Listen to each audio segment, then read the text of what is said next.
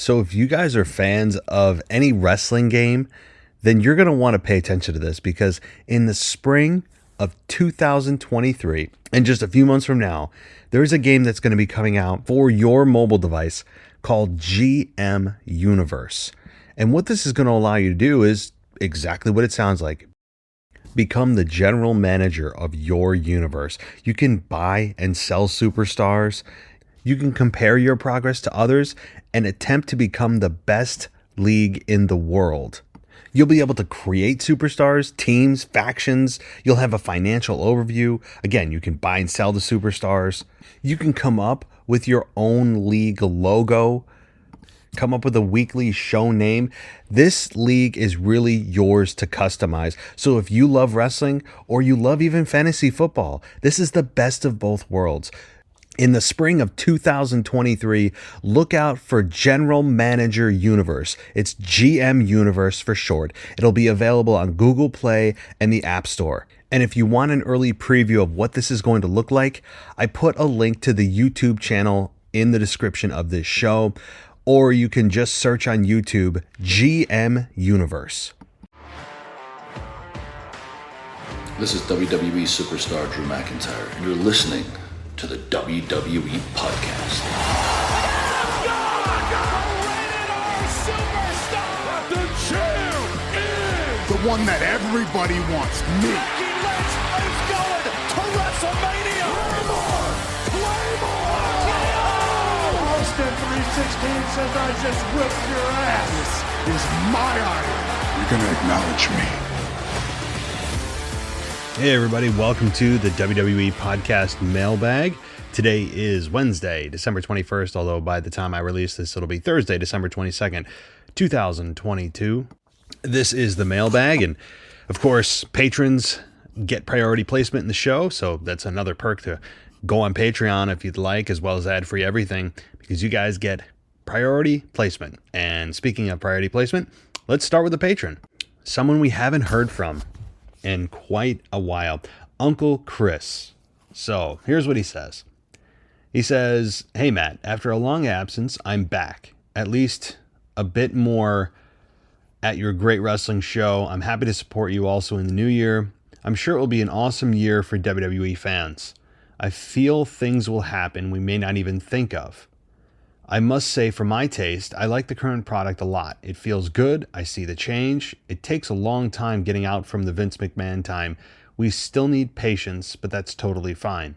Maybe Triple H brought back many wrestlers in a short period of time, but otherwise, I see it's better to give them a work where they can earn a solid living instead of being workless and having other problems. To the current product, I say, as well as I may see what Triple H is going to do in the future, bringing back the World Heavyweight Championship. And who will beat Roman Reigns? My current choice would be Hulk Hogan. Just joking. Well, I really don't know. If they don't mess it up, maybe Bray Wyatt, but why not Austin Theory? I see a lot in him, and he can be a great babyface in the future. So before I continue, Theory isn't nearly ready right now. I don't think he's ready, at least not to my estimation. He's in the United States title picture. It looks like he's going to stay there for a while. They've got a lot of work to do to be able to beat Roman Reigns with Austin Theory. On top of that, do you really want a heel being the one to dethrone Roman Reigns? That to me is not the formula you'd want, but Austin Theory certainly checks the boxes of being a young talent that could help springboard his career. All right, let's see. Continuing on, I'm happy for the WWE team in general that they love to work again and feel happy and more appreciated for what they do. Yeah, you're referring to the morale boost, and that seems to be right now something that has improved immensely since Triple H took over, and that is that the overall feeling in the company has improved. The morale has improved. But I also think WWE may still release some talent in the near future. Specifically after WrestleMania, I could see WWE release 5 wrestlers every 6 months. I also see huge disappointments in some of his returns. Hit Row and Emma, to me, are the biggest ones. Yeah, definitely. Maybe even throw in Luke Gallows and Carl Anderson in there. They haven't done a lot. They haven't talked a lot. So some of it's on them. Some of it's not, that they haven't even been given an opportunity. But certainly Emma is a forgotten. I mean, what is she doing right now? Making out with Madcap Moss, like just in a bizarre love angle with him. And Hit Row is a disaster right now. The crowd isn't reacting to them at all. And Top Dollar nearly killed himself on Monday night. And you know what? The one thing I want to address, because I put this out there on TikTok and made a quick video about it. Top Dollar's botch on Raw. People are saying, well, he lost 50 pounds. He said his knee buckled. Give him a break. Well, isn't that all the more reason for men his size to not do it? I don't care what the ailment is. And whatever the reason was, has to do with his size. Therefore, he should not be trying and attempting that maneuver. So to me, that further solidifies why he shouldn't be doing it. I don't care if his knee buckled, if he lost weight and he's not used to it. All of that, none of that is convincing for me. In fact, it proves my point exactly, that he should not be trying that maneuver. All right. Emma is maybe just fine being back and kind of a jobber, having a solid job to be around her husband, I guess. What is also a positive sign with WWE is trying to also be social to their workers in such ways. Same with Sarah Logan. She is not a good wrestler, and even worse on the mic, but is a good sign if WWE still wants their wrestlers having a good social life. Sarah is married to one of the Viking Raiders, and the list goes on. Yeah, that's true, but I don't know. They're not exactly a charity, like they're there to make money. Every asset that they have, including those of independent contractors, i.e. the wrestlers, who are not employees of the company, they are assets of the company, but not employees. Their goal is to make money off of you. And I don't think that they're bringing in people just to make sure that they're happy. They're bringing in people because they think they can make money with you. That's their primary goal. I mean, it's cold, but it's true. I see two big wrestlers coming into WWE in the future. If he gets healthy in his head, I see Aleister Black returning after his contract expires with AEW. Totally agree on that. I think that we probably will see Aleister Black back in WWE because, number one, Vince is the one that released him. Triple H, I think, probably feels he could do more with him. I really loved Aleister Black's promos on Raw. I think there was a lot to him that was never really unearthed. On top of the fact that I think he's married to Zelina Vega, right? I'm pretty sure on that. So there's that too, that incentive to bring him back and, as you say, help them with their social, the social part of their lives, right? But also, what about Andrade? He's engaged to, or at least I think he's married to Charlotte now. So we'll have to see what happens with those two. But I mean, WWE's primary goal for existence is not to make sure that their talent are paired perfectly with their spouses. If it happens, it's a bonus. Like that shouldn't be their primary goal at the sacrifice of making money. I mean, I'm sorry, that's not the purpose of their existence. But all right, the other return, or rather debut, that you're predicting is MJF, and he will debut in WWE in 2024 for sure. He has no reason to stay in AEW. The big money and fame awaits him in WWE before he'll go to Hollywood. Well, don't forget, Tony Khan's pockets are, as deep as Vince McMahon's was, and as deep as the company's is. So if Tony Khan blows WWE out of the water with an offer, he might stay in AEW. I mean, if Tony Khan views MJF as that big of an asset that he's willing to blow the bank out to keep him, then WWF may say, or WWF, wow, I haven't said that in a while. WWE is probably going to bow out. I mean, they're not going to break the bank to get MJF when they're doing just fine without him. Now, I've said that they should put as many zeros as it takes to get him there, but let's be honest, within reason. They're not going to empty the vault to get MJF on the roster. I mean, it's ridiculous. So it really depends on how much Tony Khan views MJF as an absolute necessity to continue to thrive. And if I was Tony Khan, I honestly would be doing everything I can to keep him happy and get any kind of edge I can with MJF. Now, MJF has famously talked about the bidding war of 2024 and that he's just going to go where the money is. So Tony Khan could very well keep him. I hope they don't, because I would love to see him in WWE.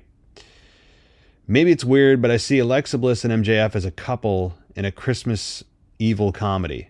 That's interesting. I have not thought of that. That's all for now. Sorry it's late. It's 1:25 a.m. in Switzerland. I wish you the best health and happy Christmas. Shout out to all of you. DJ Kuzmo, Kanye Twitty, the French guy, the casual wrestling fan couple, just to name a few. Stay happy. Here and talk to you soon. Bye for now. Boy, 1:24 in the morning. I will be unconscious at 1:24 in the morning, my local time. Okay, so kudos to you. You have more dedication to this podcast than I do. I don't know what that says about me. Oh, gosh. All right. So I know that, Uncle Chris, I know that you do have a voicemail, so we will get to that momentarily. But we do want to also continue to move on here. Not a ton of emails, but let's get to Rocky T.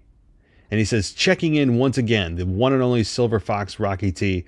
First, let me wish Matt and all the co-hosts, every listener, and every patron a very Merry Christmas.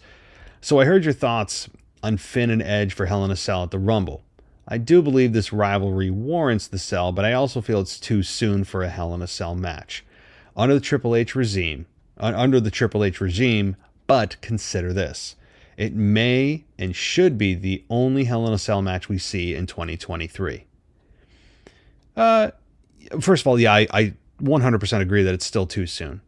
If we went a couple of years without a Hell in a Cell match, the anticipation for one would be, through the roof. And, but to say that it should be the only match we see at Hell in a Cell in 2023, it's a little presumptive, though. The problem, while I agree right now on December 21st, 2022, that it's deserving of it, and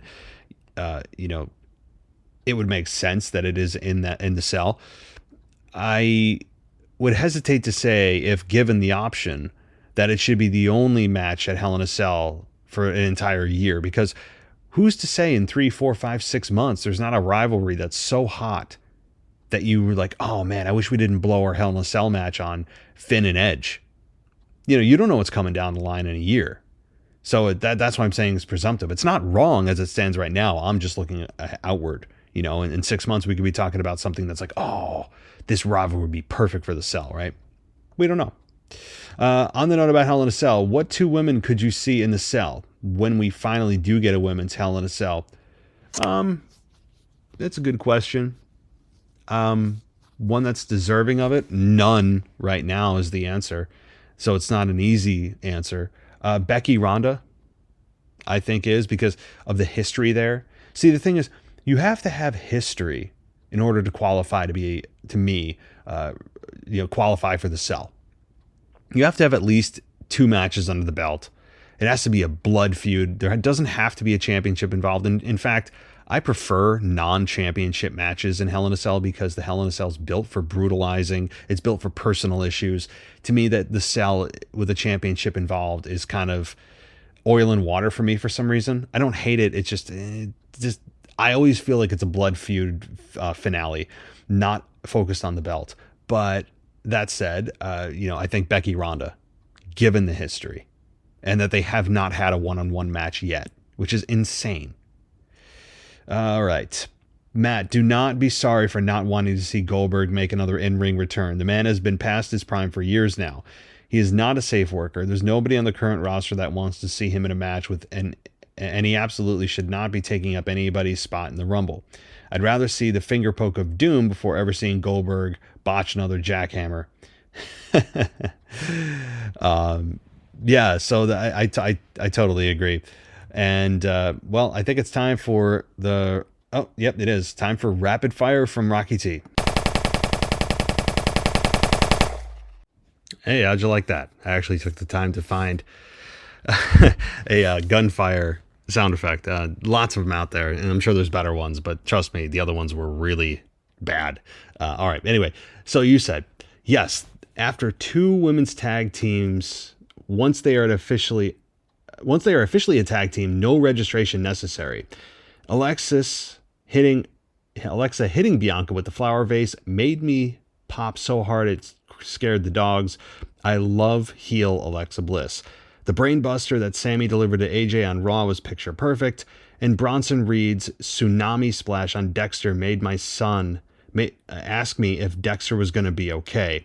I didn't see much of him in NXT, but the little I did see of his work makes me glad he's back. P.S. I'll have the sign printed by mid-January. I'll send the pics throughout the email for you to check out. Yeah, again, that sign thing is really awesome. Can't wait to see. Bronson Reed Tsunami, I agree. Yeah, that was a brutal splash on Dexter. Certainly an impact. A message was sent, as they'd say. The Brainbuster was was perfectly delivered. You don't see Brainbusters a whole lot either, so that was nice to see. And heel Alexa Bliss, yes, yeah, I'm ready for it. But is she really going to turn heel? I know it's Bianca Belair, but people are so interested in Alexa Bliss turning and doing something more interesting that I don't know if she's going to get booed. It's going to be a difficult task to get Alexa Bliss hated. Let me just put it that way. Thanks, Rocky. Let's get to our next email here, and it is from Mr. DJ Kuzmo. He says, hello, WWE and AEW fam. Happy holidays. This is DJ Kuzmo back at it again on your Mailbag show with yet again another brief email of sorts. Yeah, sure, right. Shout out to the living legend Stone Cold Steve Austin. He recently just had a birthday this past Sunday.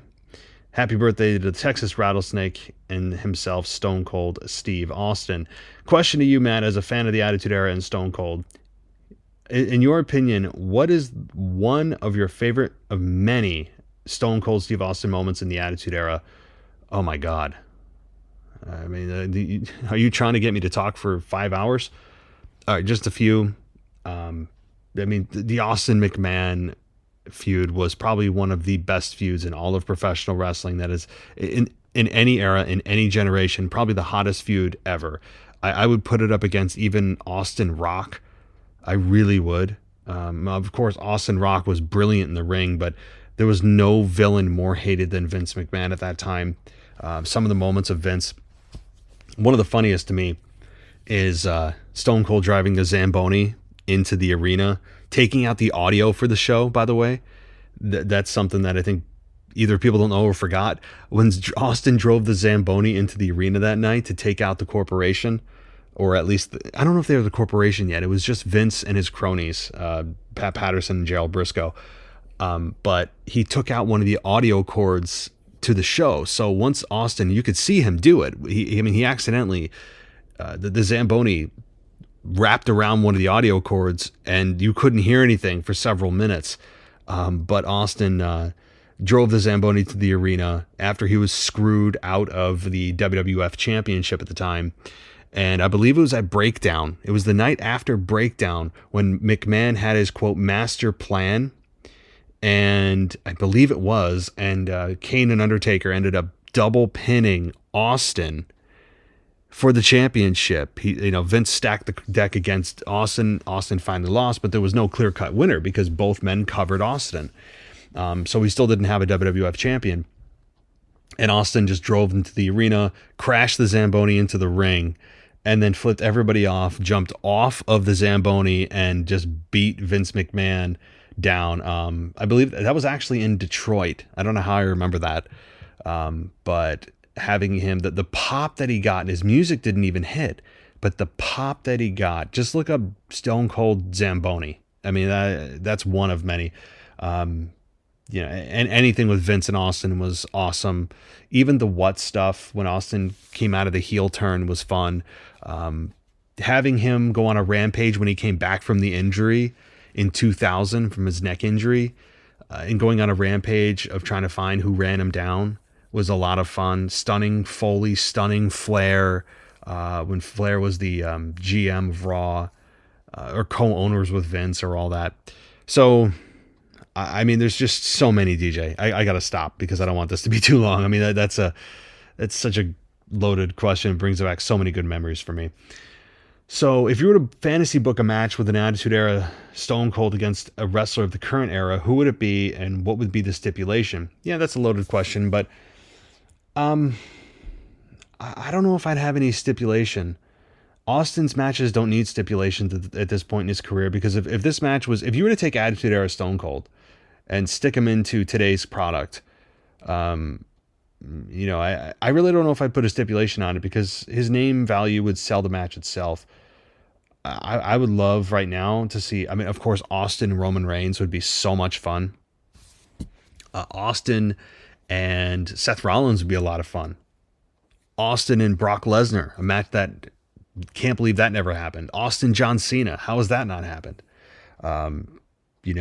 That's a few that I would book right now with him, and realistically, some of those are on the table, I think, for WrestleMania 39 this year in LA. I think Austin versus Brock is a possibility. Austin versus John Cena is a possibility.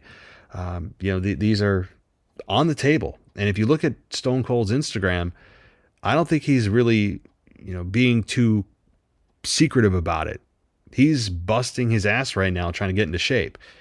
And this time he has a significant amount of time to do it versus last year, when I think they kind of sprung this idea of the Kevin Owens match on him a few months before WrestleMania. He didn't have a ton of time to get into the shape he wanted, which is also why he kept his shirt on. And I totally understand that. So, boy, that's a loaded question. One final. I didn't recall if you and Anthony did a what if on what if Stone Cold never walked out on WWE in 2002 and decided to go along with being booked to face Brock Lesnar, or to that matter, would Stone Cold become a world champion again at what point in his career? That's all for now. Loaded question. Yeah, DJ Kuzma signing off. Stay oozy, my friends, and peace. Wow, I love this Stone Cold email. I never get exclusive Stone Cold emails anymore, which is, makes sense given Austin hasn't really competed in a ring in 19 years. And yes, he had his match with Kevin Owens, but hasn't been a consistent character on air for many years. But that's a hell of a question. It is loaded. I guess the simplistic answer is, here's the thing. I sympathize with Austin's frustrations with the company at that time. As he said, guys like him are not easy to find. He knows his value.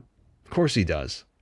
I would say Stone Cold Steve Austin was the most over professional wrestler of all time. Now, it depends on how you define most over, because some would say, well, Hogan was, Hulkamania was massive. The Rock was massive. And I agree on both fronts. But maybe I should clarify. I don't think anyone burned hotter than Stone Cold.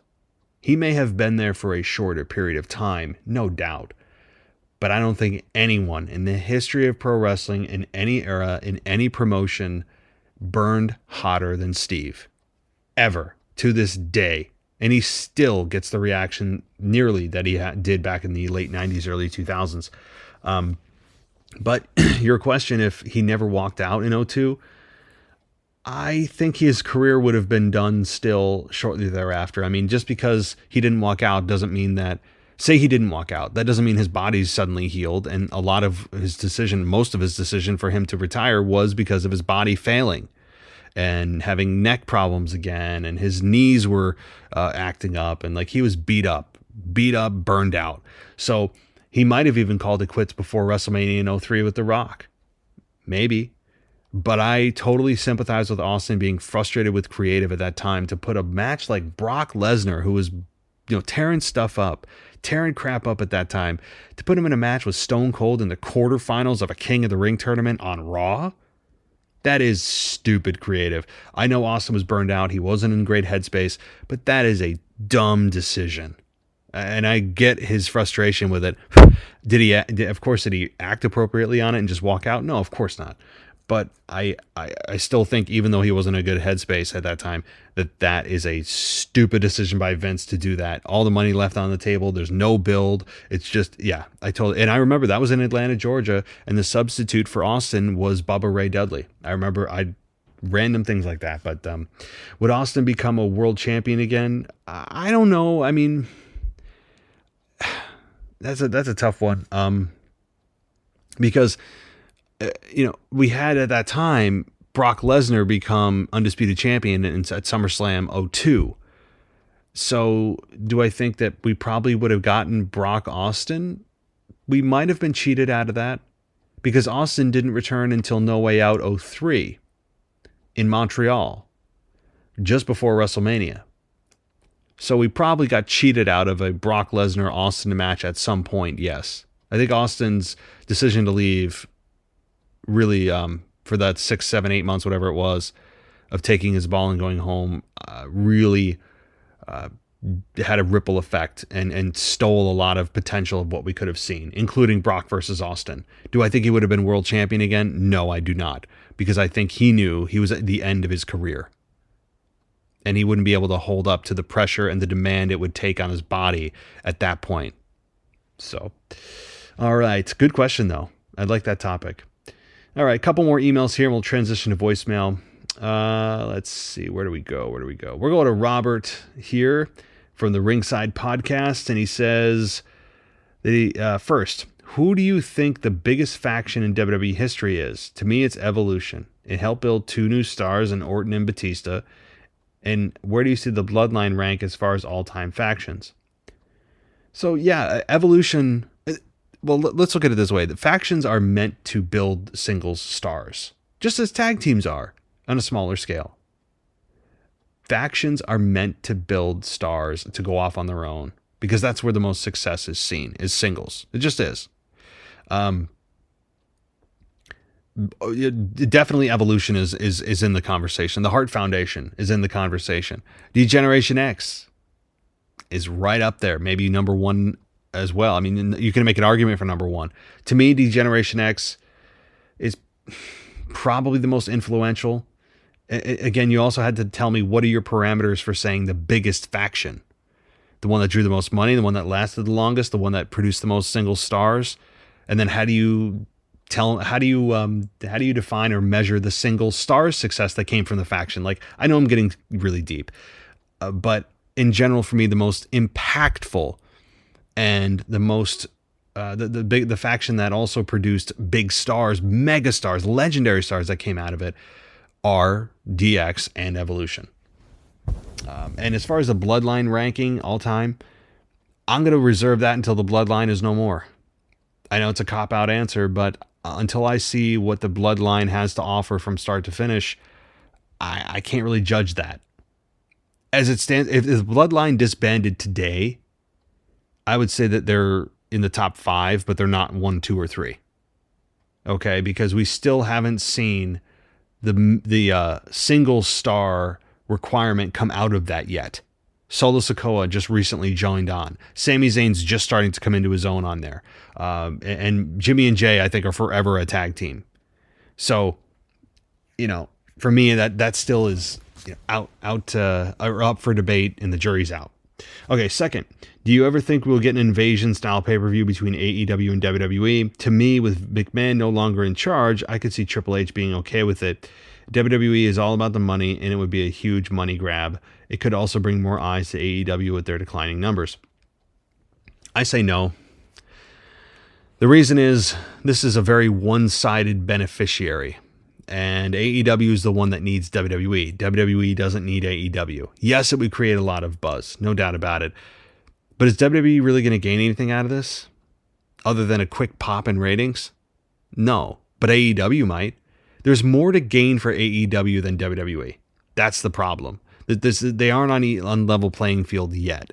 And I hope AEW succeeds. I hope they become a massive success. I am not rooting against AEW at all. Just because I only watch WWE right now, it's only because of my limited time. It's not because I don't care or don't want another promotion. I think it's great that AEW exists, but they're not on the same level, and it would be a very lopsided, a very lopsided upside. And that would be all on AEW's side. So, lastly, how do you think WWE is going to get its next wave of talent? NXT stars are coming in and falling flat, and WWE is relying on the stars of yesteryear. They need an injection of young talent to carry the company over the next 20 years, similar to the early 2000s when we saw Lesnar, Cena, Orton, Batista, just to name a few, when we really had the changeover from the Attitude Era to Ruthless Aggression. Do you think a change in eras is needed to push a handful of new stars to the top? That's all. Thanks. Have a great day. Well, thanks, Robert. Good questions as always. So it's hard to manually change eras.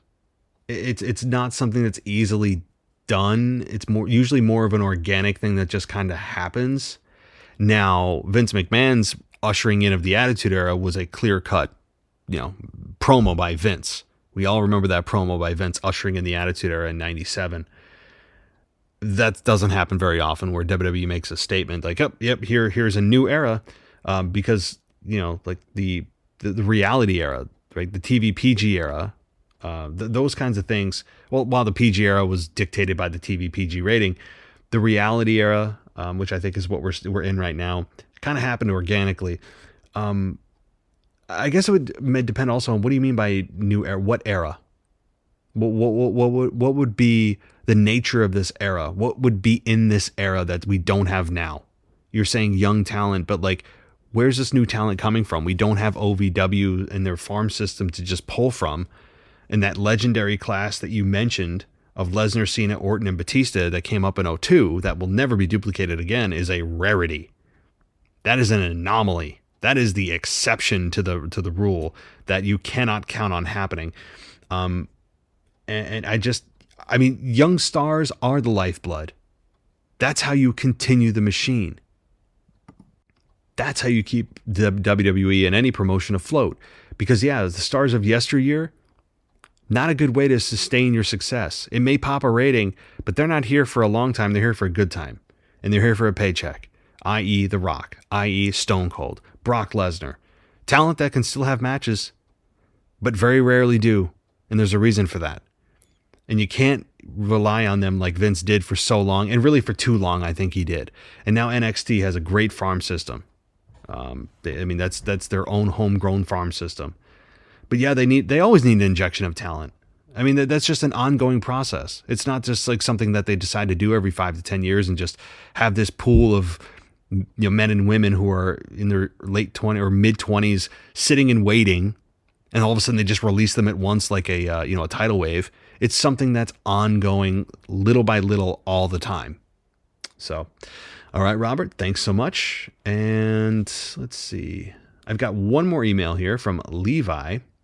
And he says, hope all is well. I have to say, I thought this week's Raw, the story of the Bloodline beating up the roster, kept me interested the entire night.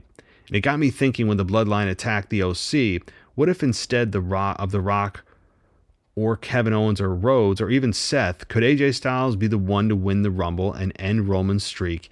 And maybe even Gallows and Anderson could be in a triple threat with Owens and Sammy and the Usos.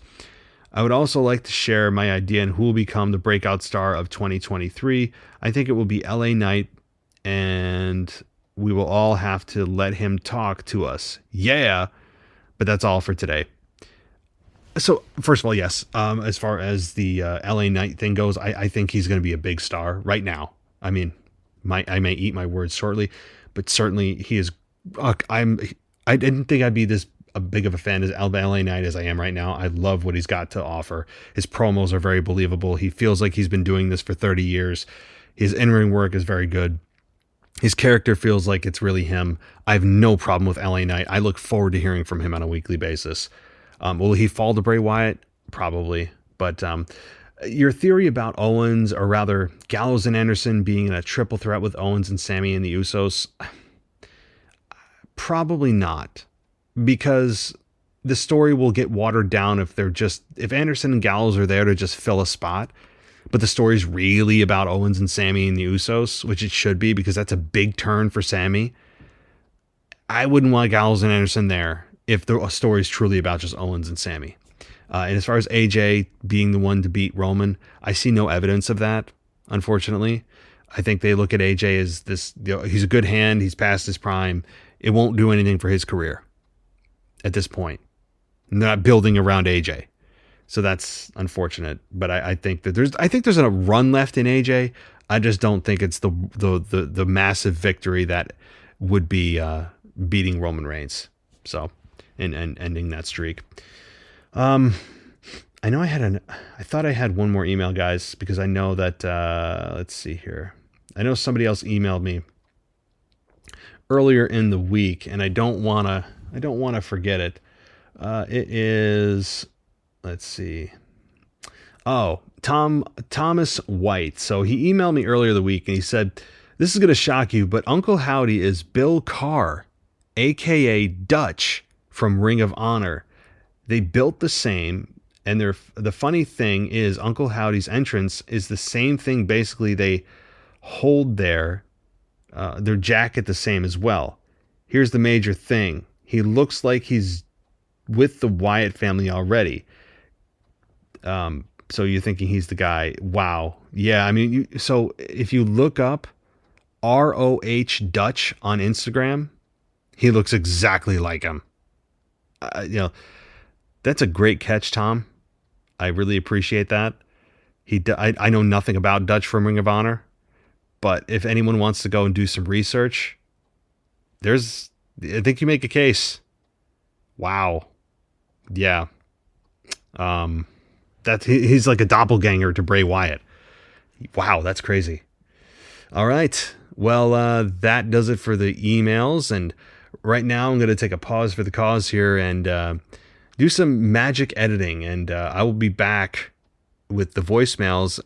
It'll sound like no time has passed, but really I'm going to record those in an undisclosed location, if you know what I mean, tomorrow. And I'll be releasing this sometime in the morning of the 22nd, but I'm going to be in a very echoey room. So unfortunately, as good as I sound now, I probably won't sound as good when I record the next time that I do this, but I'll get through the voicemails on the second half of this show. So stick with me here as the magic of editing takes shape, and let's get to it. So if you guys are fans of any wrestling game, then you're going to want to pay attention to this, because in the spring of 2023, and just a few months from now, there's a game that's going to be coming out for your mobile device called GM Universe. And what this is going to allow you to do is exactly what it sounds like. Become the general manager of your universe. You can buy and sell superstars. You can compare your progress to others and attempt to become the best league in the world. You'll be able to create superstars, teams, factions. You'll have a financial overview. Again, you can buy and sell the superstars. You can come up with your own league logo, come up with a weekly show name. This league is really yours to customize. So if you love wrestling or you love even fantasy football, this is the best of both worlds. In the spring of 2023, look out for General Manager Universe. It's GM Universe for short. It'll be available on Google Play and the App Store. And if you want an early preview of what this is going to look like, I put a link to the YouTube channel in the description of this show, or you can just search on YouTube GM Universe. Welcome back to the WWE Podcast. Let's get back to more great wrestling audio.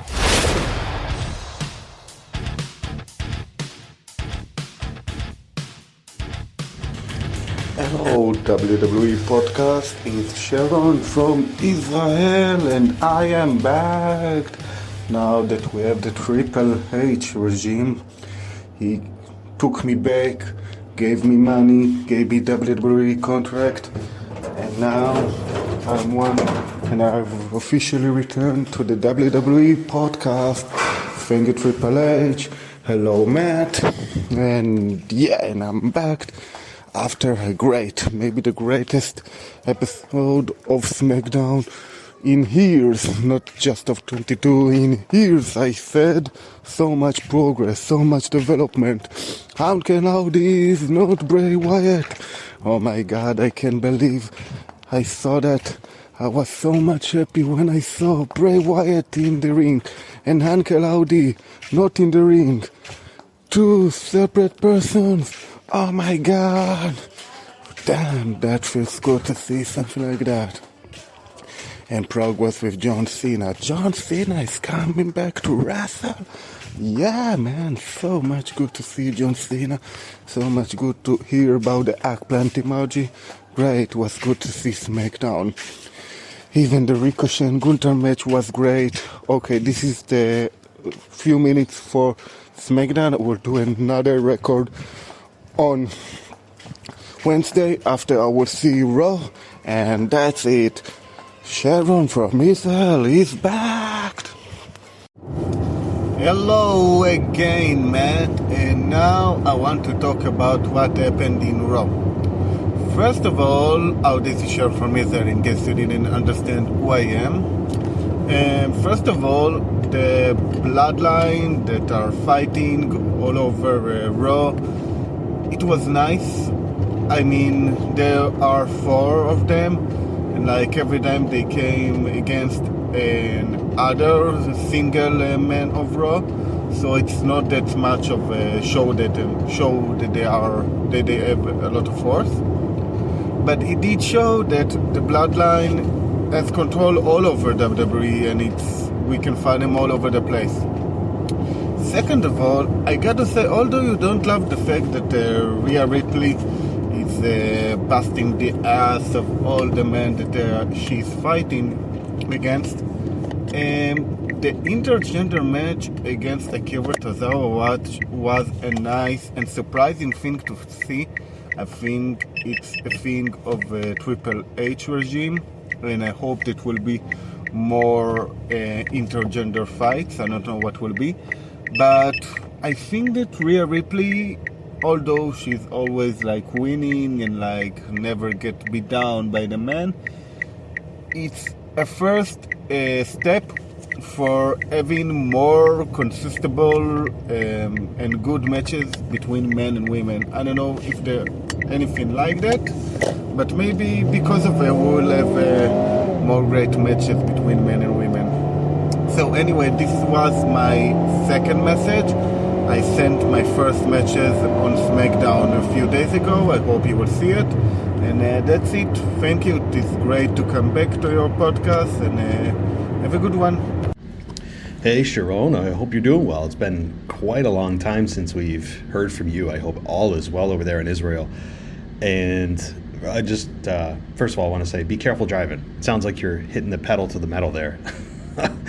So anyway, okay, let me talk about your point regarding the intergender matches. I'm not a fan of them. I think they are ridiculous. And the reason they're ridiculous is because of the way that they are presented today. And the way they're presented today is, you're a woman, I can hit you, but you can't hit me.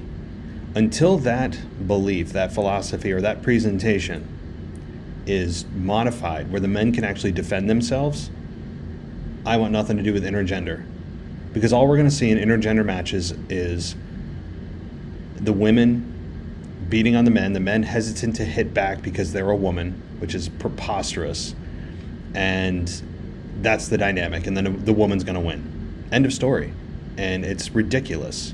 It's absolutely ridiculous. I'm glad that you were entertained by Akira Tozawa and Rhea Ripley. But intergender matches in 2022 are an absolute embarrassment to me.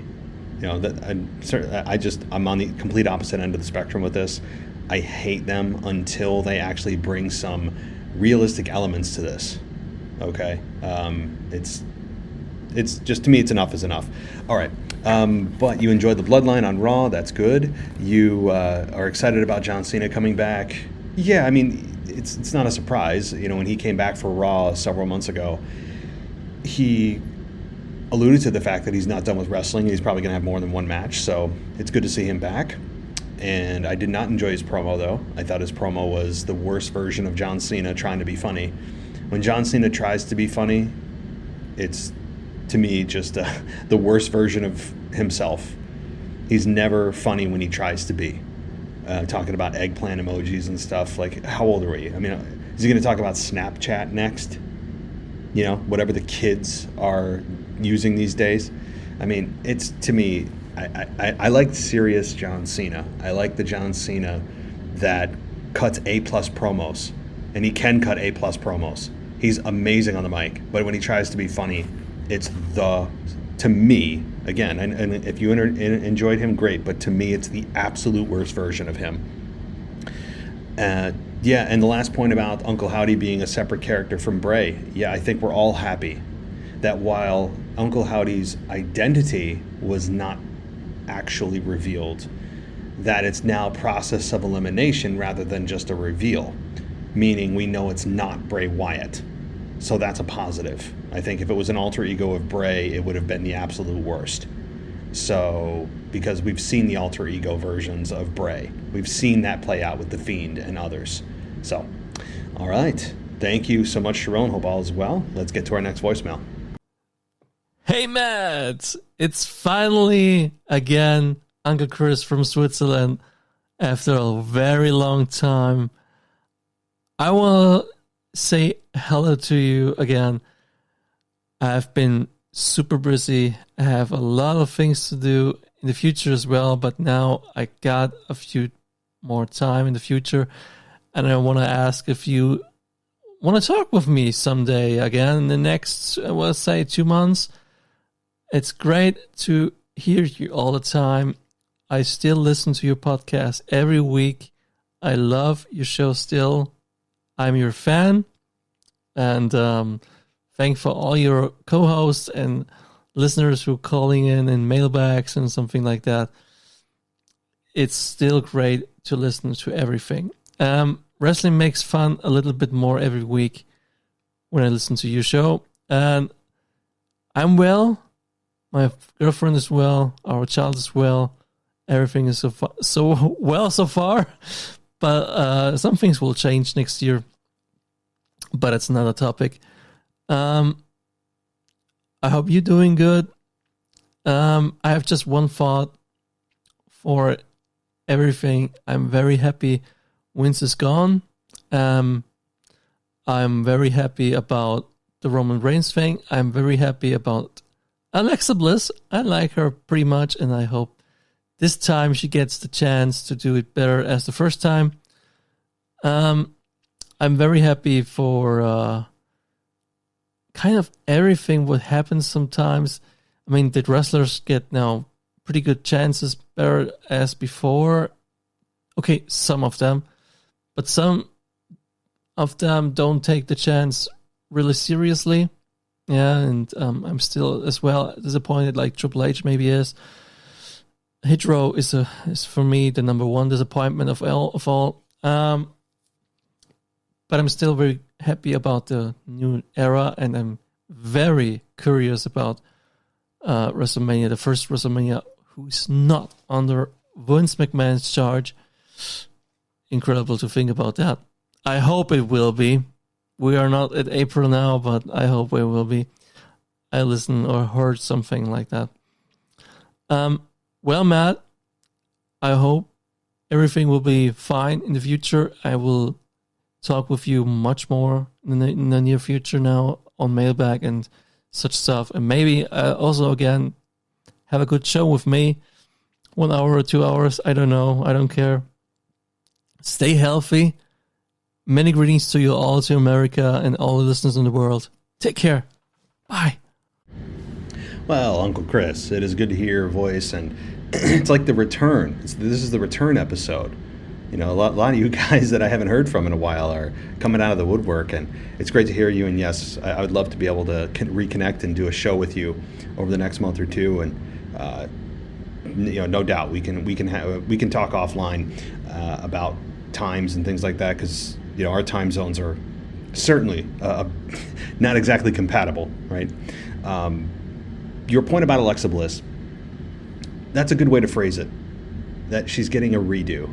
She's able to get an opportunity to make good on the mistakes that her previous character made, or at least the creative made on her character, because I think Alexa Bliss did everything she could with the creative that was given to her. So now, how does Triple H view this version of Alexa Bliss? How does Alexa Bliss execute it? So I very much am looking forward to seeing what this is. While I was hesitant to have Alexa be back with Bray because I was concerned that she would be just kind of a side piece of his, just kind of a sidekick, I should say. Side piece is probably the wrong phrase. That she would just be lost again and not wrestling, which is one of the biggest mistakes they made with the first version of her.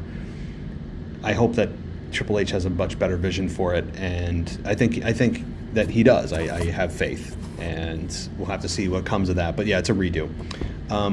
It seems like you're pretty positive on everything else going on. I would agree that it's a fun time, and this is Triple H's first WrestleMania.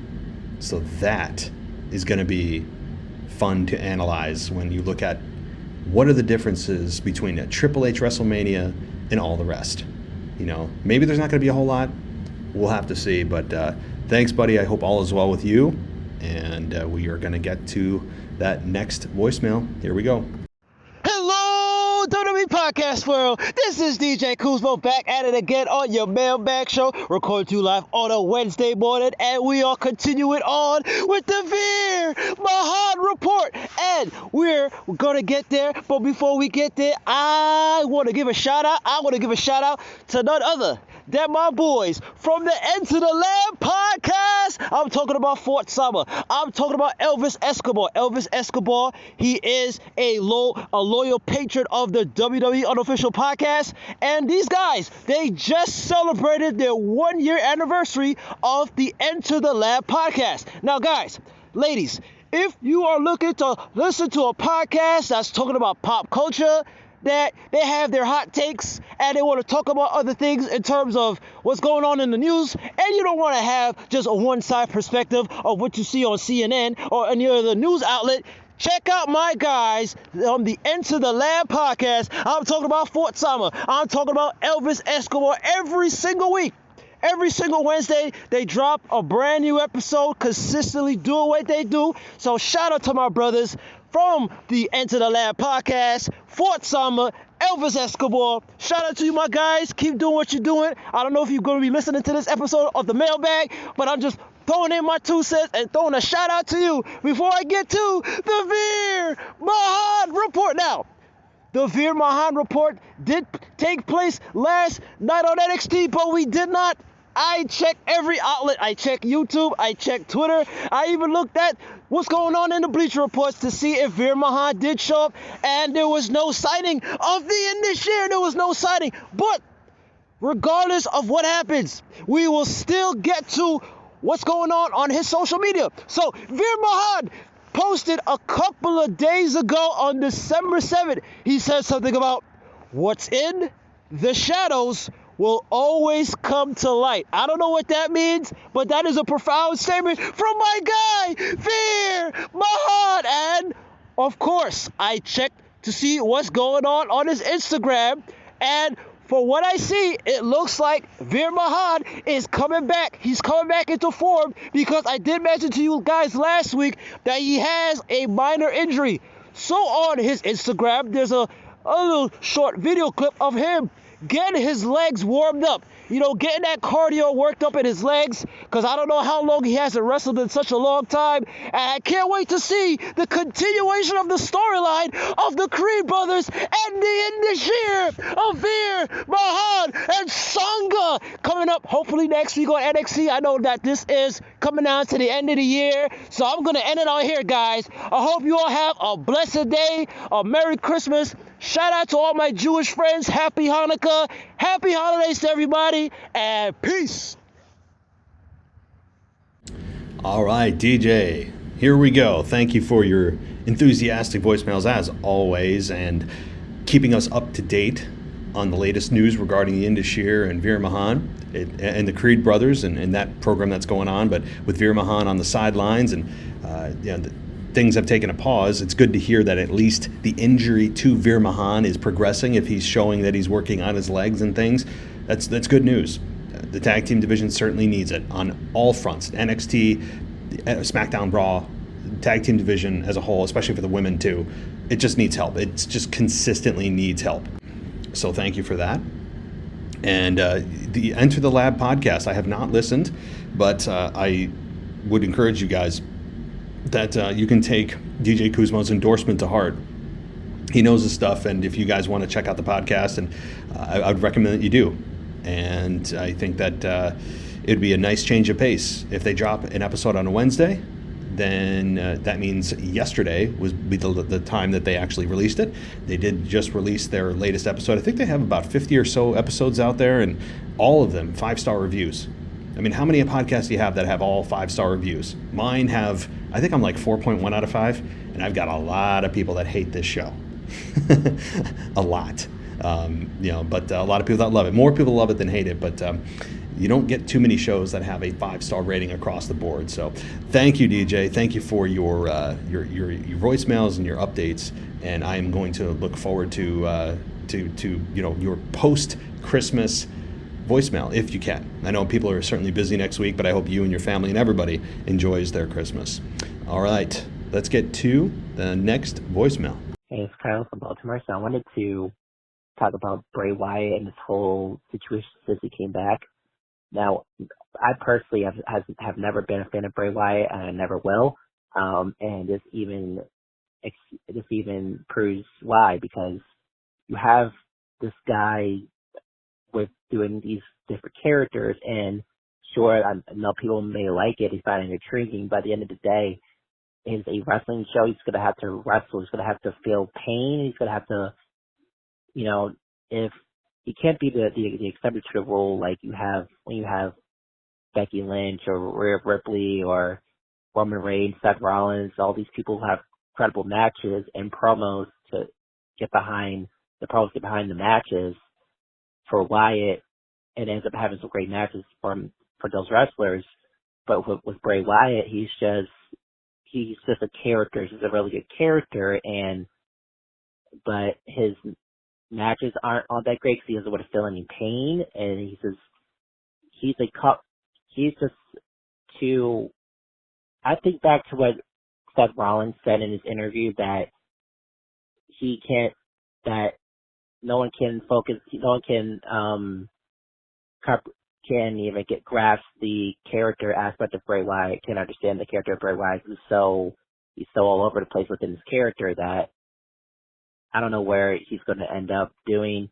But I guess my question is, what can he do to not do what he did from 2018? How can he make it different? Or is this a lost cause and he's just going to do this type of character for the rest of his career? But that's it. Thanks for the call. Bye. Hey, Kyle. That's a good question. I mean, Bray Wyatt's character has been all over the place over the last, before he left WWE. He was all over the place. And I think a lot of that had to do with, his mental state at that time. He wasn't in the best place, that kind of thing. But this go-around, there are some shades of those promos that I didn't like before he left, where I really don't want to have to think so damn hard about what he's saying. And I actually loved what LA Knight said. And since you've come back, you've said a whole lot of gobbledygook that never gets straight to the point. I loved that, because that is so true. And I don't need him to give me a nursery rhyme, elementary level promo where, you have to be, you could have an IQ of 20 to understand. But I also don't I don't need a PhD in, the English language to try to decipher what he's saying. I don't want that. And I think Bray Wyatt should veer away from that a little bit in order to mitigate some of the issues that he had before he left, where people are just like, I don't know what you're saying. And I know he's captivating, but there comes a time that you need to just speak plain English, okay? And I think that, to me, that's the turnoff for Bray Wyatt.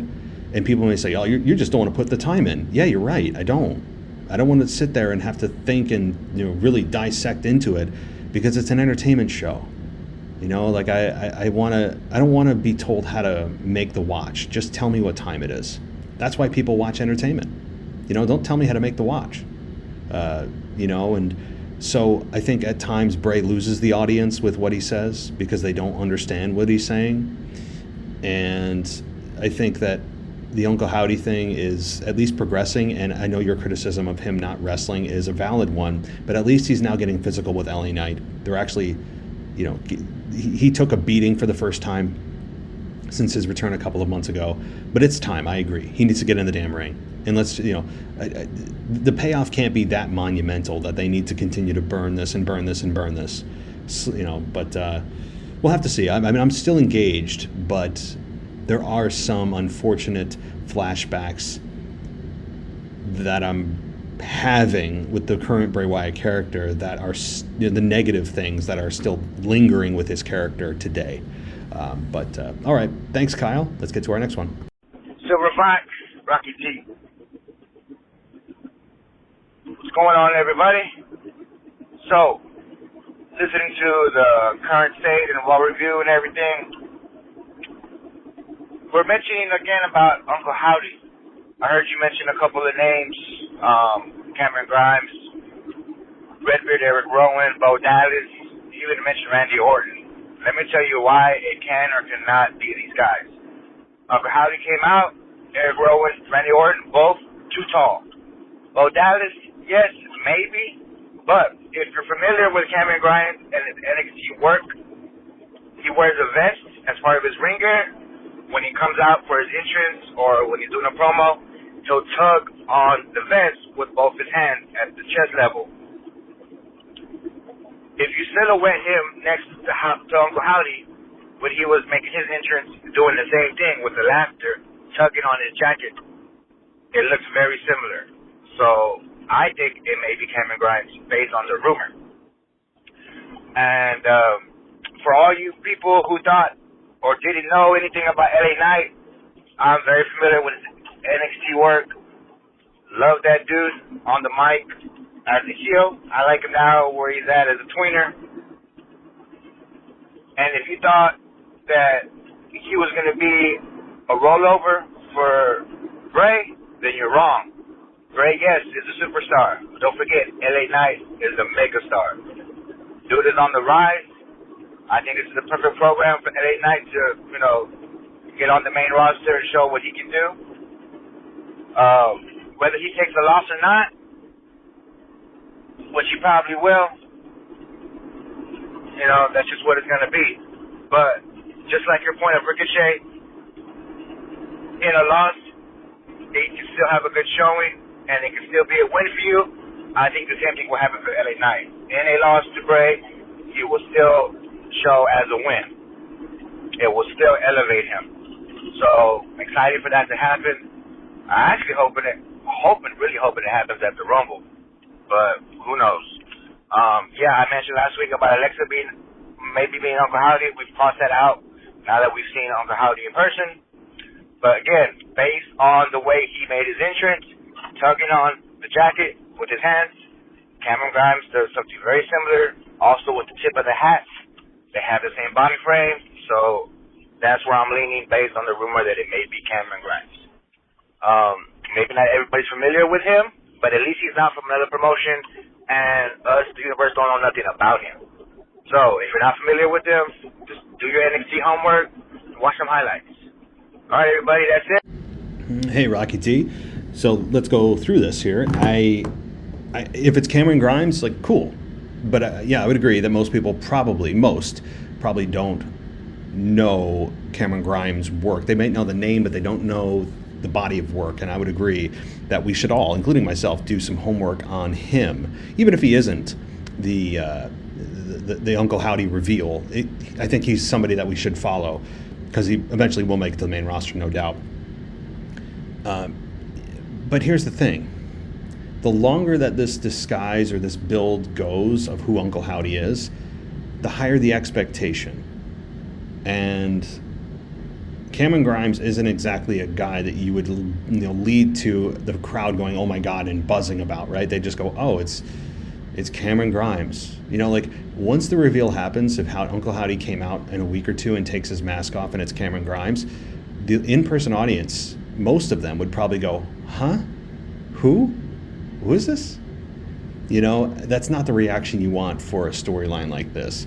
So that's why it leads me to believe it's actually a bigger name. And I wouldn't hate it because that would help elevate new stars. But the way WWE books themselves, the longer the build, the bigger the star. And right now, Cameron Grimes isn't exactly a household name. So let's see. The LA Knight thing, I mean, I have sung the praises of LA Knight for weeks now. Love his character, love his in-ring work, love his presence, love his promos. And you're right, he's going to lose to Bray Wyatt. No doubt about it, yeah. As Bray Wyatt said, we both know how this thing's going to end, and it's going to end with LA Knight losing. And that's fine, because as you said, this is how you win in a loss. This is how you elevate yourself in a loss. You maximize your minutes. You get as much of the attention on yourself as you can, knowing that even though you're going to lose at the end of this program, that you now have put yourself in the minds of fans as a potential future main eventer. That is what you do. That's what LA Knight's doing, realizing the opportunity here, and he's seizing it. So yeah, he'll lose to Bray Wyatt, but coming out of this, he will be a bigger star. That's the point of this, so totally agree. Thanks, buddy, and let's get to our next one. Hey, Matt, it's NY, New York Kyle, again. I know it's been a bit. I've been busy pretty much. Don't worry, I'm still here. Still listen to all your podcasts and all that. Still here. I have two things I want to talk about. One, Sasha Banks, my girl. Do you think that she's coming back at the Royal Rumble? Because I don't know if you've heard all the rumors about her going to New Japan, and basically they have a collaboration with AEW. So, and there is a AEW Dynamite episode scheduled in January with Britt Baker and Jamie Hayter versus Saraya and a mystery partner. Maybe it's her. And I don't know if you heard the rumors about her, she wanted the same amount of money as Becky Lynch and Charlotte Flair, making that whole thing. Anyway, do you think she's going to Japan, or do you think she's going to come back in the Royal Rumble? I'm just wondering what you think. I don't think she's come back, honestly. I'm losing hope. I want to believe she is, because she's my favorite female wrestler. But at the same time, the more stories I hear about her going into Japan, the more hope I'm losing of her coming back to WWE. I really don't know anymore. Anyway, let me know your thoughts. My second thing, I thought of an idea. Since you, Mr. Casual Wrestling fan, aren't doing a mailbag takeover till the Royal Rumble until a little while from now, since you're having a mailbag takeover this month, I thought of an idea, actually, a suggestion. To make up for not having one this month, why don't you, it's your podcast, obviously, I'm just giving a suggestion, why don't you do, you and Mr. Casual Wrestling fan, you do a WWE year in review together.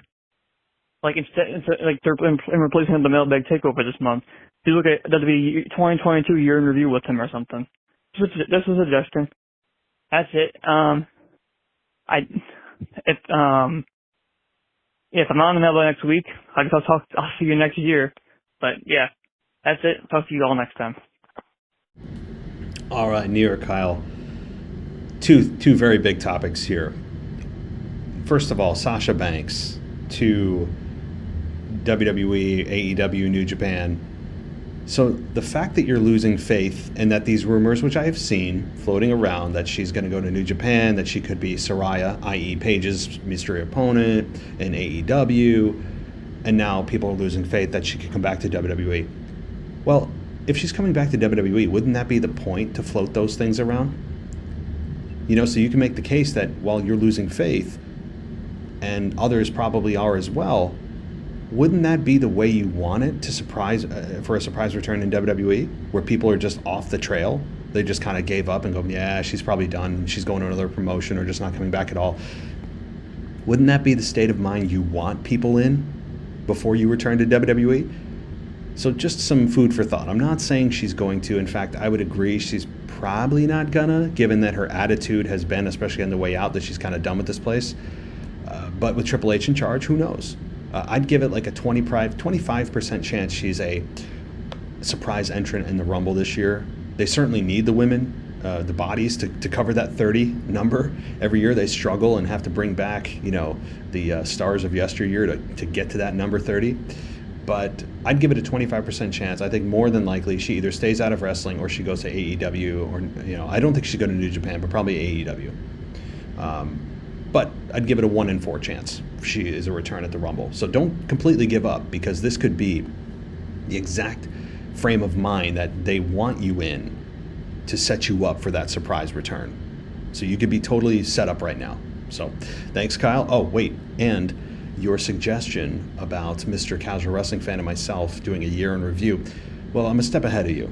So what is happening with next week is it won't be Mr. Casual Wrestling Fan joining me for a year in review, but it will be somebody that I haven't had on the podcast in like 6 months, and that is Ashley Mann, who'll be joining me next week to do a yearly wrap-up, kind of like a top 5 or a best of or something along those lines for 2022. That'll be dropping next week. We originally were going to do a Raw review, but since Raw is exactly that, it's just kind of a 2022 wrap-up, we're going to talk about the best of 2022 as well. So that's going to be happening next week. Probably Tuesday night, I think, is our scheduled time to record. So Ashley will be back, and looking forward to that. Thanks, Kyle. Let's keep rolling. Alex, the French guy here, your current European champion.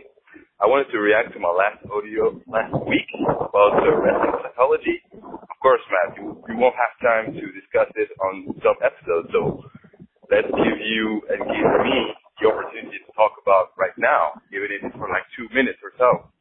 But I wouldn't totally agree with your psychology of heel versus face, because I have the feeling that every era of wrestling in WWE, WWE obviously adapted to what was trendy at the time. I started watching wrestling in the Attitude Era, Ruthless Aggression Era, and at the time, I think John Cena was a clear success, because in the trendy, what trendy was rap, big muscles, clear-cut face, clear-cut hero. That's why I think John Cena was made for this era, because people enjoyed so much a clear-cut hero, a clear-cut face. Now, today it's more like controversial. There's no, what is trendy now is not a clear-cut hero that is invisible. I would say that now there's more ambiguity, and what is trendy now is people that are not one-dimensional. And because of that, you have, Roman Reigns, also other face that are, not just a good guy and that's it. So what I would say is WWE, successfully or not, adapted to their time to make face and heel, quote unquote, to adapt to the public. So with this in mind, this is what I wanted to highlight this week. As for me, I enjoy this face. I agree with you on the point that it should be definite, like you should have a face and heel to identify what is a face and what is a heel. But I totally understand why they are doing so, because they want to adapt to their era. This era, what is trendy is ambiguity. Before it was a clear-cut hero. With Stone Cold before, I guessing it's enough of being an employee, F your boss and those things. And that's it. That's it for me this week. I don't want to be cut. So enjoy your day, enjoy your week, rest of guys.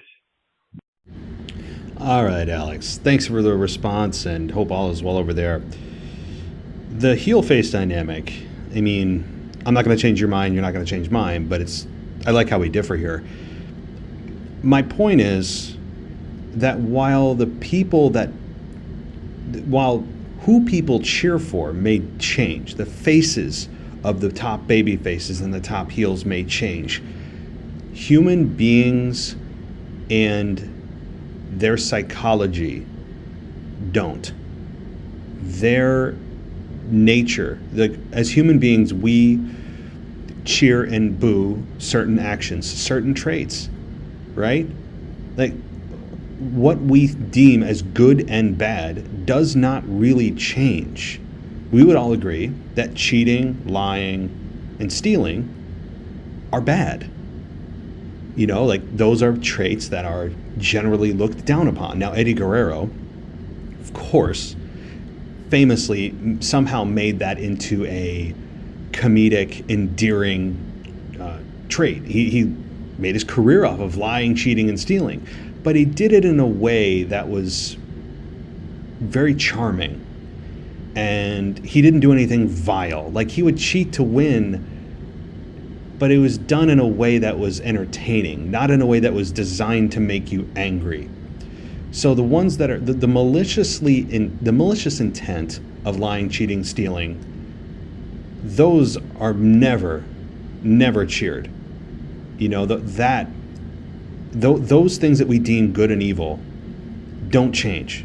The human psyche has evolved very little since our existence in terms of what we inherently know is good and bad. I'm not trying to dive too deep here, but my point is that these are things that are constants, and yet the people who embody the good and evil, those faces may change, but the nature of human beings does not. So when you have somebody like John Cena, who was the clean-cut version, the Hulk Hogan of the mid-2000s or 2010s, that is something that turned off a lot of the Attitude Era fans, but it was designed to help build that next generation of fans. He mainly was supported by women and children. He was helping bring up that next generation of fans and made sense. I mean, that's what the PG era was about. He is essentially the face of the PG era, and he did an amazing job. But he did not exactly represent those that loved the Stone Cold version of what they liked. I mean, it was when he got booed by the male fans, it was a rejection of what they felt was a top babyface, because they loved the anti-hero. They loved the guy that would just kick ass, take names, drink beer. It was a rebellious time in society. People still love it today. There's still, like, rebelliousness is not unique to the 90s. It may have made its way into the culture mainstream, which is why WWE was able to capitalize on that, but rebelliousness still exists today, just in different forms. People still, like, just because Stone Cold ain't there anymore, you don't think he would be successful today? People still don't like their bosses today. People still would love to give their bosses a stunner, right? So, I don't know, I'm probably going way too deep, but I really appreciate the analysis, and that's my retort to that. So thank you, Alex.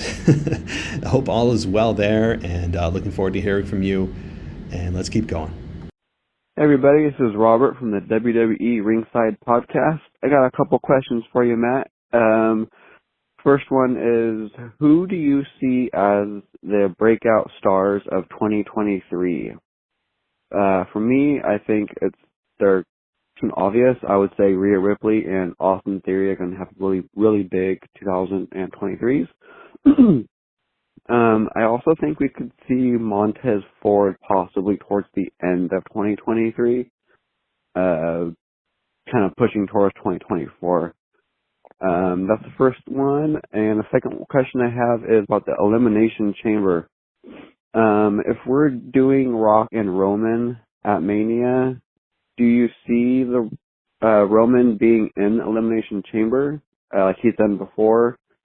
To me, it wouldn't make too much sense if you're already promoting Rock Roman for the titles at Mania. One thing I could see happening is possibly having Roman in the chamber with Sami Zayn and a few others, and Roman wants Sami to take the fall for him and just get pinned by Roman. But Sami will hesitate, kind of reluctantly not wanting to do it, and then Roman will get attacked. But ultimately, Roman will end up winning. But that kind of set up the Sami ousting. He's not really a team player. He's not there for the tribal chief. And they really get that, it's like a month and a half, I believe, between Chamber and Mania. So you get a really good push on ousting him out, KO coming to help Sami, and we get a few week push further for Mania title match. So what are your thoughts on the Chamber? That's all I got for voicemail. Have a good one. Bye. Hey, Robert. Good to hear you, man. Thanks for all the contributions. Roman in the elimination. Well, first of all, the breakout stars. Montez Ford is a solid choice, although lately it hasn't really been encouraging that they're going to do much with him.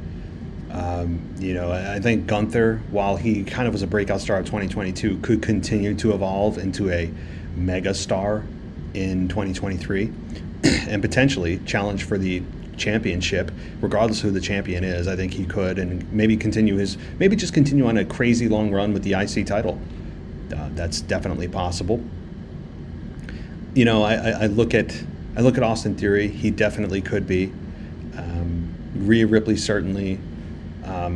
You know, I think there's a chance when you look at the women's division. Emma doesn't exactly excite me. Tegan Nox, I think, has more potential. Emma, I think, has been a kind of a flop since she returned. But Tegan Nox could be a breakout star for the women. You know, beyond the typical suspects, right? Like, of course, you know, if Sasha Banks returned, or Becky Lynch, or Charlotte, or whoever. I mean, they're already established. So you're talking about people that are underutilized and kind of behind the shadows right now that could come to the forefront. I think Tegan Nox is one. Shotzi is another. If she continues to, you know, get rid of her tank and her silly intro, that's my opinion. But Shotzi certainly could be. I think Shayna Baszler also could be. You know, that could be her year as well, coming out of the shadow of Ronda Rousey and maybe getting her own program and going back to just being badass Shayna Baszler. I think she could also be a breakout star of 2023 that she's been really just tucked away since WrestleMania 36 when she was beaten by Becky Lynch. So, yeah, those are my thoughts on that. As far as Roman Reigns in the Chamber, man, this is such a complicated situation. This is really difficult to comment on, and I don't mean to cop out on this, but there are so many scenarios with this because when you look at the Royal Rumble, you know, assuming it's people, you know, right now the heavy favorite is Cody Rhodes, with good reason. And if Cody Rhodes wins, that means he's challenging whoever the champion is at WrestleMania, and that means it would be Roman Reigns. Because Roman ain't losing the belt now. Now it's too late. Roman's not dropping the belt until possibly WrestleMania. So, like, let's get that out of our heads. But with Roman Reigns versus Cody Rhodes, if Roman Reigns does double duty, okay, Cody Rhodes faces Roman Reigns on night 1, and The Rock faces Roman Reigns on night 2 for the other belt. Now, how they actually get to the point where they're saying, oh, these are suddenly 2 separate belts, even though we unified them last year, how they get to that is also a mystery. But they are 2 separate physical belts, even though on, you know, in theory or symbolically they're one. By name they're one, yet physically they're 2, because I think they like the look of Roman with 2 belts, and they also knew they probably weren't going to keep this unification long, so there's no point in creating a new championship like they did in 2002 with Chris Jericho. But if Roman is in the chamber, you're right, they could create a scenario with Sami Zayn, and he tells Sami to lay down, and he doesn't. And the crowd's going to go wild for that. But the question is, okay, well, how do you get Sami to WrestleMania then? Like, I would imagine he's still going to face the Usos with Kevin Owens. So there's that. But if there's massive support for Sami, he could end up possibly in the main event. There's still talk of Sami Zayn facing Roman Reigns at WrestleMania. I mean, really, so much of this hinges on The Rock. Is The Rock coming back or is he not? You know, otherwise this is all just conjecture. We will get a lot of answers in about a month at the Royal Rumble. So, thanks, buddy. Let's get to our next one. Hey, Matt. This is Randy from LA. If you can, please disregard the first voice message I left you. Talking is actually a pretty difficult thing to do. But anyways, what I wanted to talk about, and the question I want to ask you is, off the top of your head, who are some of the most annoying babyface characters in WWE right now?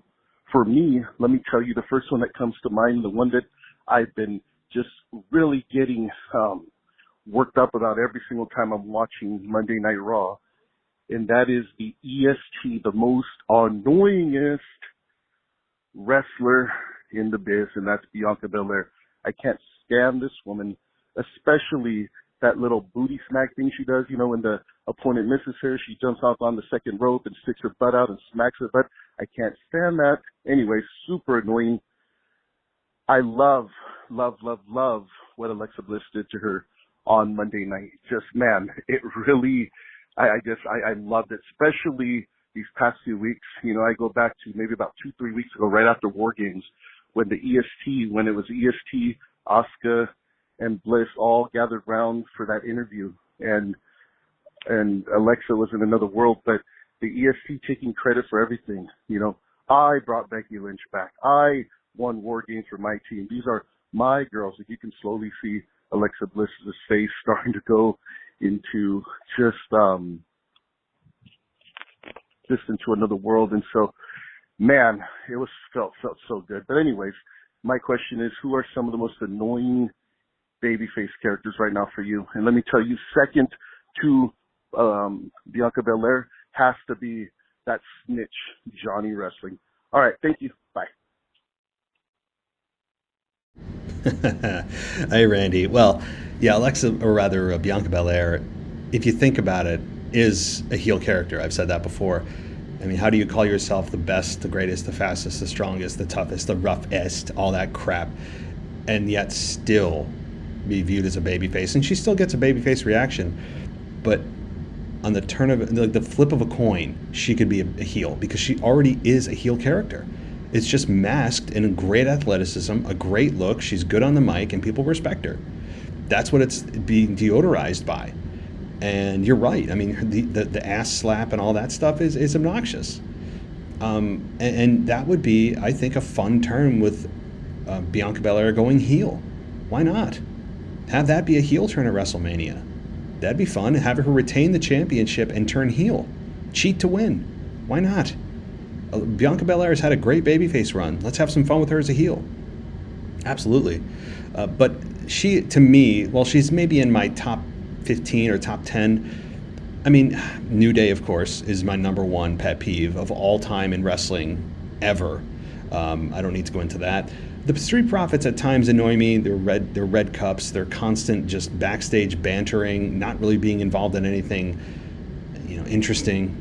Their characters are kind of obnoxious, especially Angela Dawkins, who is, I mean, Montez Ford's a star in the making. Angela Dawkins is like riding his coattails, and I find him extremely obnoxious.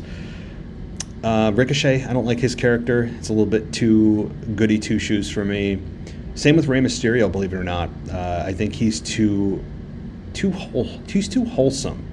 I never really liked Rey Mysterio's babyface character. Now, that's not to say I don't think he's a Hall of Famer. He's one of the greatest of all time, but I never connected with that. And here's another one for you. Cody Rhodes is a babyface. Now, Anthony DeMarco and I have talked about this as well.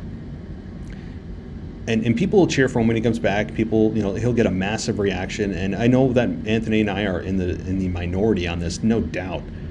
But when you look at Cody Rhodes, when he comes back in his suit, and he comes back using big words and all this, and we're supposed to feel so sorry for him that his daddy died, I don't connect with that. And not because I don't connect with losing someone close to me, but I don't connect with someone trying to exploit the death of a loved one and trying to use that to manipulate the emotions of others. And that's exactly what he's doing. And I don't mind if they, at the beginning of his career, made the connection and he used it sparingly. That's like the central focus of his mission. When he came back, he stated that he was going to he wanted to win the belt, the WWE Championship, for his dad that never did. And it's like, oh, so now we're supposed to feel like, oh, what an emotional ride, what a great thing he's doing for his dad. It's like, I'm over that. And then he uses words that he doesn't need to make him appear more intelligent than he is. And I don't like the babyface Cody Rhodes at all. So that is, I know it's I'm in the minority on that, and that's cool. So there's just a few. I mean, I could go down the list here. Byron Saxton, I know he's not an actual active wrestler. Let's see. I'm trying to look at what else here. I'm just going down the roster. I'm scrolling through that right now. Braun Strowman, not a big fan of his babyface character. And that pretty much does. Those are the top ones. So thanks, buddy. Looking forward to your next voicemail, and let's get to our final one. Hey, man, it's Justin from Maryland. Just calling in to give my thoughts, and I had a couple of questions for this week.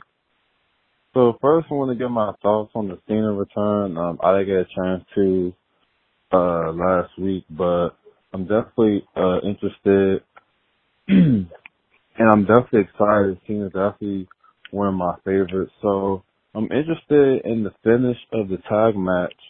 I've been trying to play different scenarios of how maybe Roman and Sammy could win, but I think Cena and KO probably win they have to pin Sammy, unless it's like a DQ. But I think Sammy's going to get the pinfall, and then that's how they'll probably progress the Roman versus KO match at the Royal Rumble. So, but I'm interested to see like who Cena going to face at Mania and how they're going to like get to that match. So, what to say on that. Next is Edge versus Finn. The rumor match is supposed to be at the Royal Rumble. I'm still waiting for Edge to return. I figured that he would have returned by now, but hopefully Finn goes over. It was kind of interesting that he took the pinfall off in the tag match on Raw, but I feel like he should still go over even if Edge come back and they do the Hell in the Cell, because Edge is part-time, and I feel like Finn would definitely need that match more, especially if he brings out the Demon character. We all know what happened when he faced Roman. So, yeah, the Demon character definitely can't lose if he comes back as that. Next, I don't know if anyone has brought this up, but Lashley and MVP. MVP brought up Lashley on Raw before he got cut off. So maybe they're going to do a Hurt Business reunion. If they do, they got to have, like, new members. I don't want to see Cedric and Shelton. But that was interesting. Like, it was just a quick little segment where MVP just came in the back, and then it just, like, it didn't go anywhere after that. So that definitely set something up.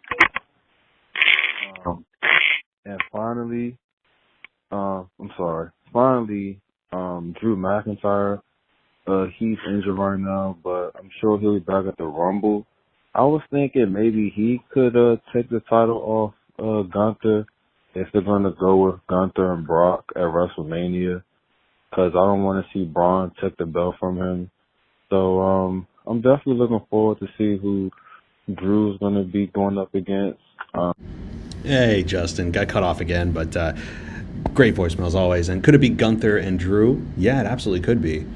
But I'm all about establishing Gunther right now. Like Drew, I love Drew as well, great character, but I think Gunther is more important right now than Drew is, who is already a made man. So that's a fun matchup, but I still like Gunther to go over. I don't want Gunther, who has just really gotten his footing on SmackDown, to lose on a massive stage. I think that would hurt him, so, but, all right, your other points. MVP brought up Lashley. Yeah, no one brought that up either. I'm surprised nobody picked that up. I'm glad you brought that up. He never got to finish his thought, which makes you wonder what his intent was about Lashley.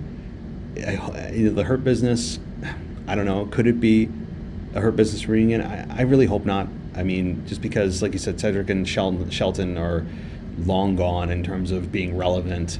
And MVP, last I knew, was managing Omos. So it's a weird situation. There's really not much to dive into or sink your teeth into, because the thought wasn't finished. So what else? You talked about Finn going over even when Edge returns. I totally agree. I'm over Edge returning to take out the Judgment Day. This would be, the third time he's done it? I'm over it. Finn needs to win more than Edge.